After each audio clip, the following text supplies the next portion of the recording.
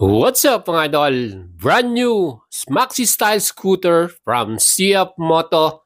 Ito na po ang kanilang first model in scooter segment.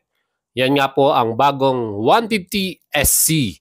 Aba mga idol, ano bang may offer sa atin ng brand new model na to? At kung bibilin mo to, anong benefits naman ang makukuha natin? Pag ito po ang ating nakursuradahan. Mga idols, tara samahan niyo ako, isa-isay natin lahat ng specs and features ng brand new scooter ng CF Moto. Walang iba ang kanilang Maxi Style scooter 150 SC. Siyempre pa, alam naman po nating lahat pagdating sa mga presyuhan ng CF Moto, sila po ang pinaka-reasonable at affordable price.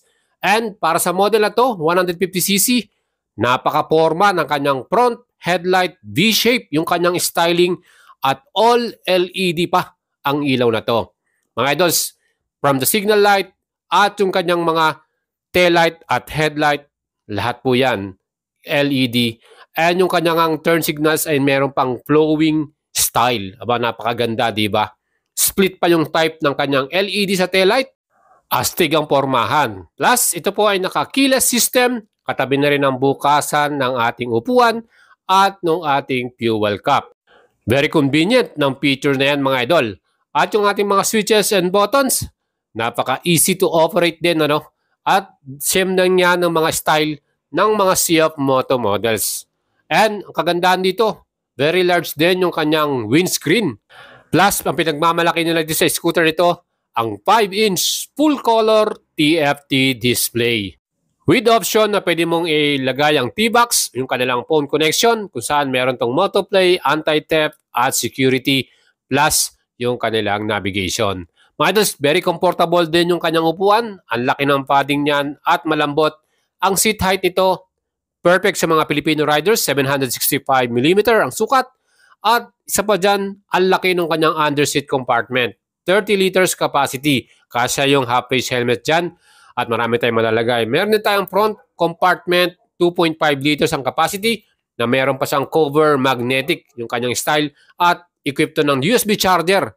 Aba mga idols, meron din siyang stop and start system, kung saan makakatipid tayo sa gas consumption. Pagdating sa traffic light, siyempre pa, mag-stop yung ating engine. Ang kanyang pinaka-specs, 149cc, single cylinder, 2 valves. Yan din po ay liquid cooling at electric fuel injection. Mga idols, CVT transmission with max power 14 HP and maximum torque 14.2 Nm. Ang kanyang suspension, telescopic forks and dual shock sa likuran. Plus ang stopping power, front and rear, naka-disc brake yan at equipped ng anti-lock braking system. For the security, meron din tayong safety features na traction control. Aba, napakatindi, ano? Ang kanyang gas capacity, 8.5 liters with 50 km per liter. Siyempre pa, depende yan sa driving habits nyo. Kung walwal ka, pwedeng mababa yan.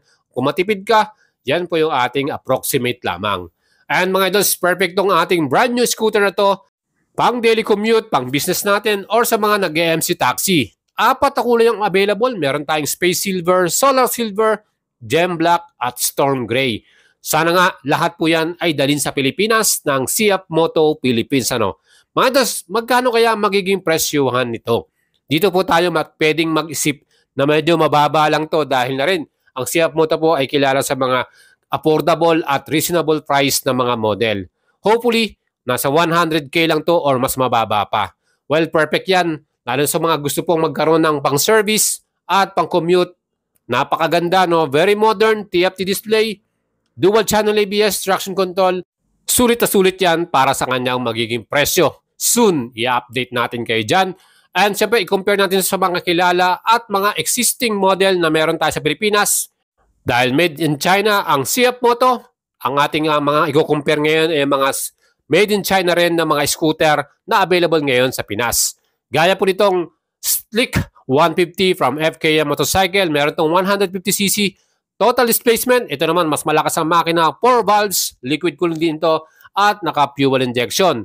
Semi-digital naman yung kanyang instrument panel mga idols. Naka-keyless system din to, kaya convenient para sa ating mga idols. At equipped din ito ng USB charger. Meron din siyang front compartment at ang kagandahan dito, yung kanyang middle floorboard. Ito ang kagandahan niyan mga idols. Meron tayong gulay board para dito. Mababa rin ang seat height nito, 760mm. Okay din yung kanyang compartment at ang kanyang gas liter capacity 9.2 liters with 43 km per liter na gas consumption. SRP nga nito ay 123,000 pesos mga idol.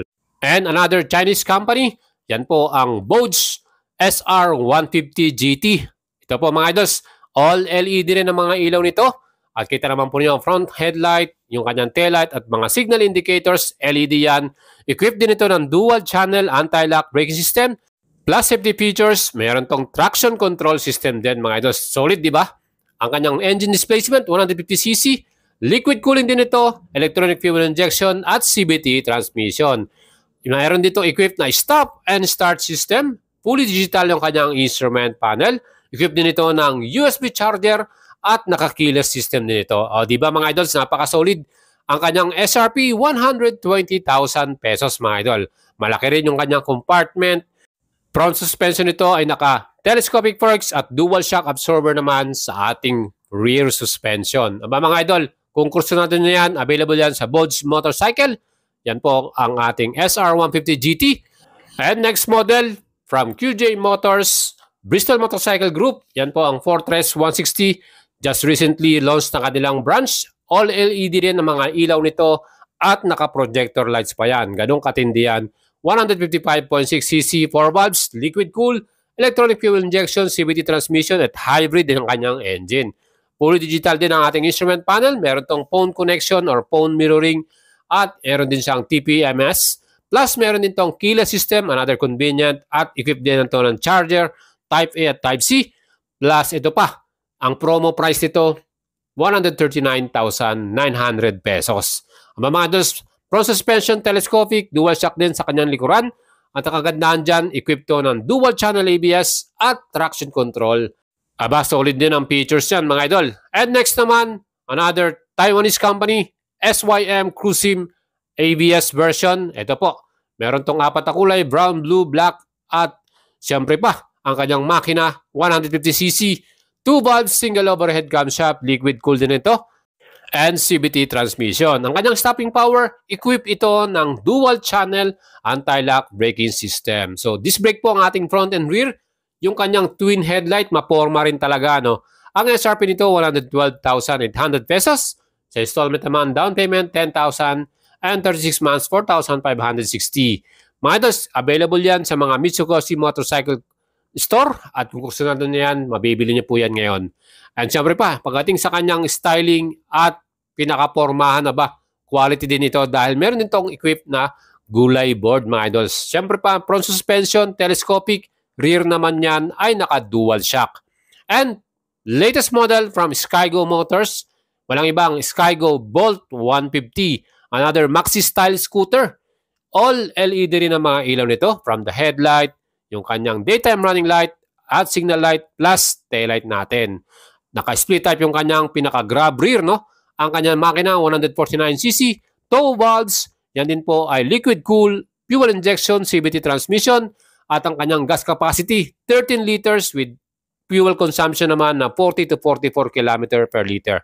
Depende na yan sa driving habit natin. Equipped din ito ng keyless system, another convenient para sa atin, yung bukasan ng upuan at ng cup ay nandyan sa katabi niya.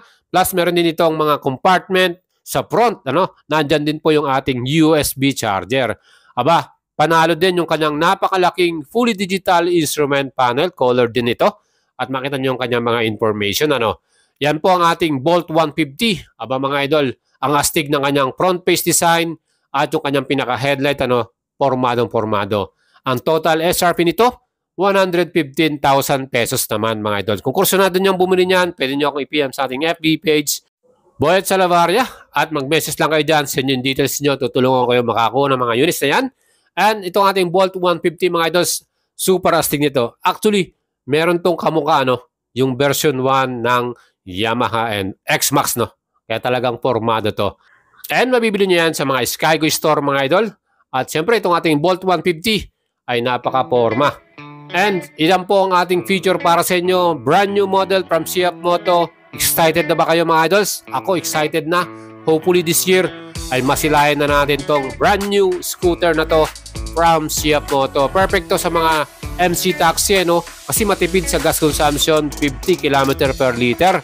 At hindi lang yan, napaka-moderno ng kanyang mga features, stop and start system, dual channel ABS, traction control, full color TFT display, may phone connection, ang laki ng compartment, ano pa bang hihilingin mo mga idols?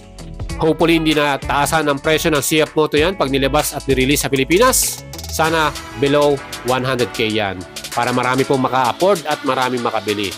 That's it mga idol, yan po ang ating feature. Mag-leave po kayo ng comment sa ating video. Ano masasabi nyo? Bibili nyo ba tong bagong CF Moto? Or try nyo po ang ibang model. Right, Chip and ciao!